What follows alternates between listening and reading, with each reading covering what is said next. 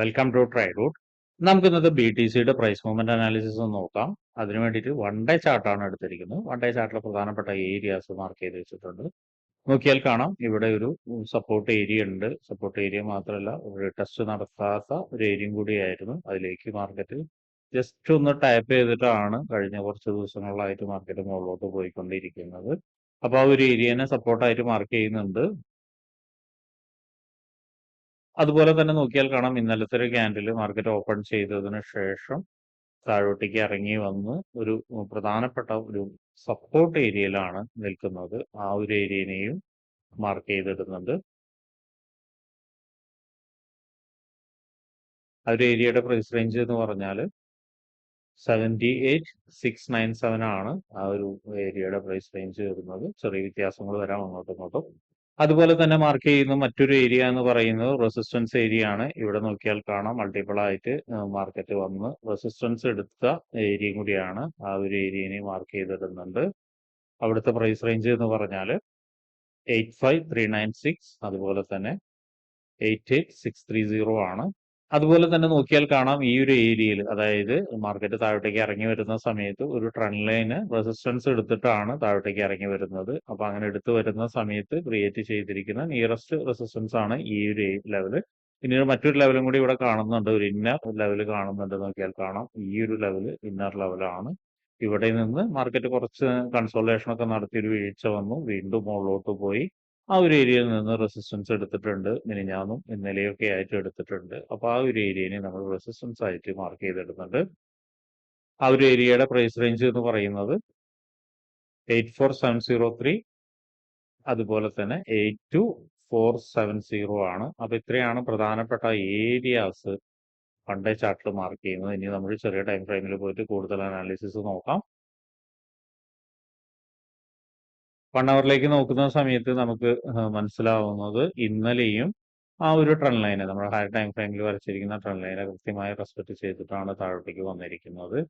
മാത്രമല്ല മറ്റൊരു ട്രെൻഡ് ലൈനും കൂടി നമുക്ക് ഇവിടെ കാണാം. ഈ ഒരു ലെവലിൽ നിന്ന് നോക്കുകയാണെങ്കിൽ കാണാം നമുക്ക് മറ്റൊരു ട്രെൻഡ് ലൈൻ. ആ ഒരു ട്രെൻഡ് ലൈനെ ബ്രേക്ക് ചെയ്ത് ഇന്നലെ റീടെസ്റ്റ് ചെയ്തിട്ടുണ്ട്. ആ ഏരിയനെ നോക്കിയാൽ കാണാം കൃത്യമായിട്ട് ആ ഒരു ലെവലിനെ റീടെസ്റ്റ് ചെയ്തിട്ടുണ്ട് ഇന്നലെ.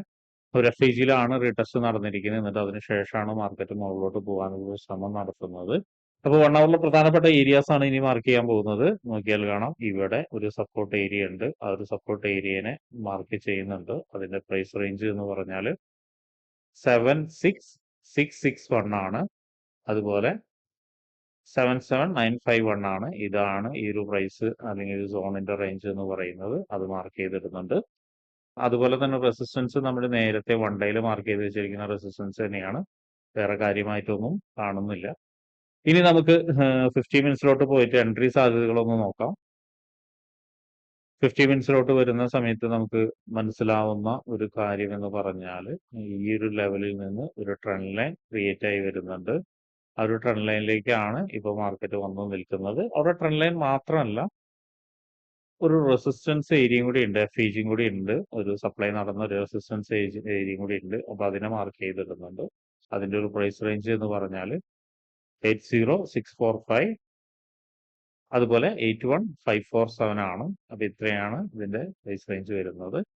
ഇനി നമ്മൾ എൻട്രി സാധ്യത എന്ന് പറയുന്നത് രണ്ട് വിധത്തിലാണ്. നോക്കിയാൽ കാണാം മാർക്കറ്റ് ഇവിടെ നിന്ന് ഒരു ഇമ്പൾസീവ് മൂവ് തന്ന് ഒരു നല്ലൊരു റീടെസ്റ്റ് വന്നു. റീടെസ്റ്റ് വന്ന് കഴിഞ്ഞിട്ട് ഒന്ന് കൺസോളേഷൻ ചെയ്ത് താഴത്തേക്ക് ഇറങ്ങിയതിന് ശേഷം നല്ലൊരു മൂവ്മെന്റ് ആണ് മുകളിലോട്ട് വരുന്നത് എന്ന് പറഞ്ഞാൽ റെസിസ്റ്റൻസ് ഏരിയയിലേക്കാണ് ഇപ്പൊ നിൽക്കുന്നത്.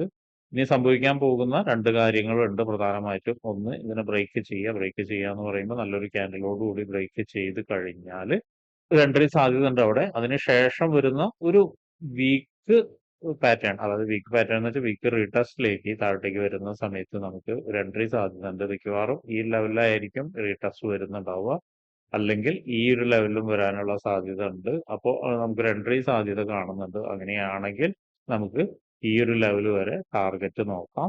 അവിടെ നിന്നും വലിയ രീതിയിൽ ഒരു ക്യാൻഡിൽ പാറ്റേൺ തരികയാണ്, വലിയൊരു ബ്രേക്ക്ഔട്ട് നടക്കുകയാണെങ്കിൽ പിന്നെ നമുക്ക് എക്സ്പെക്ട് ചെയ്യുന്ന റേഞ്ച് എന്ന് പറയുന്നത് ഈ ലെവലാണ്. ഇതിന്റെ മുകളിലോട്ട് വരെ എത്താനുള്ള സാധ്യത കാണുന്നുണ്ട്.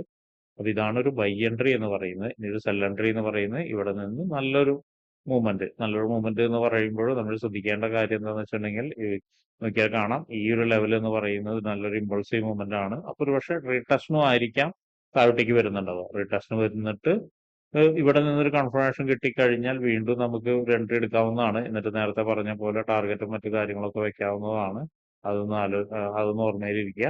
അല്ല വലിയൊരു വീഴ്ച വരികയാണ്, ഇവിടെ നിന്നിട്ട് ഒന്നുകൂടി വലിയൊരു വീഴ്ച വന്നിട്ട് ഈ ഒരു ലൈനിനെ ബ്രേക്ക് ചെയ്യുകയാണെങ്കിൽ നമുക്ക് വീണ്ടും എക്സ്പെക്ട് ചെയ്യാവുന്ന ടാർഗറ്റ് എന്ന് പറയുന്നത് ഈ ഒരു ട്രെൻഡ് ലൈനിലേക്ക് തന്നെയാണ്. ആ ഒരു ട്രെൻഡ് ലൈൻ ബ്രേക്ക് ചെയ്ത് കഴിഞ്ഞാൽ, നല്ല രീതിയിൽ ബ്രേക്ക് ചെയ്ത് കഴിഞ്ഞാൽ വീണ്ടും നമുക്ക് എക്സ്പെക്ട് ചെയ്യാവുന്നത് ഈ ഒരു FEGയിലാണ്. വൺ ഡേയുടെ FEGയിലേക്ക് നമുക്ക് വീണ്ടും എക്സ്പെക്ട് ചെയ്യാം. അപ്പൊ അതൊന്ന് നോട്ട് ചെയ്ത് വെക്കുക. ഇനി മറ്റൊരു സാധ്യത എന്ന് പറയുന്നത് ഒരു ട്രെൻഡ് ലൈനിൽ ചിലപ്പോൾ ഇങ്ങനെ നിന്ന് കളിക്കാനുള്ള ഒരു സാധ്യത ഉണ്ട് ഈ രണ്ട് ട്രെൻഡ് ലൈനിന്റെ ഉള്ളിൽ കൂടെ. അപ്പൊ അങ്ങനെയാണെങ്കിൽ അതും ചിലപ്പോൾ ഒന്ന് ശ്രദ്ധിക്കേണ്ടി വരും. കാരണം ചിലപ്പോൾ മൂവ്മെന്റ് ഇല്ലാതെ വളറ്റൈലായിട്ട് ഇങ്ങനെ നിൽക്കാനുള്ള സാധ്യത കാണുന്നുണ്ട്. അതും ഒന്ന് നോട്ട് ചെയ്ത് വെക്കുക. അപ്പൊ ഇത്രയാണ് ഇന്നത്തെ പ്രധാനപ്പെട്ട പ്രൈസ് മൂവ്മെന്റ് അനാലിസിസ്. അപ്പോൾ പ്രൈസ് ഈ പറയുന്ന ഏരിയാസിലേക്കൊക്കെ വരുന്ന സമയത്ത് എങ്ങനെ ആക്ട് ചെയ്യുന്നു എന്നെല്ലാം നോക്കിയതിന് ശേഷം മാത്രം ട്രേഡ് എടുക്കാൻ ശ്രമിക്കുക. അല്ലാതെ ബ്ലൈൻഡ് ആയിട്ട് ഒരിക്കലും ട്രേഡ് എടുക്കരുത്. അപ്പൊ ഇങ്ങനെയുള്ള കാര്യങ്ങളൊക്കെ നിങ്ങൾക്ക് പഠിക്കാൻ താല്പര്യമുണ്ടെങ്കിൽ ട്രേഡ് റൂട്ടുമായിട്ട് ബന്ധപ്പെടാം. അത് ഫ്രീ ആയിട്ട് ട്രേഡിങ്ങിന്റെ കാര്യങ്ങളൊക്കെ നിങ്ങൾക്ക് പഠിക്കാവുന്നതാണ്. അതിനു വേണ്ടിയിട്ട് ഈ വീഡിയോയുടെ ഡിസ്ക്രിപ്ഷനിൽ ഒരു ഗൂഗിൾ ഫോം കൊടുത്തിട്ടുണ്ട്.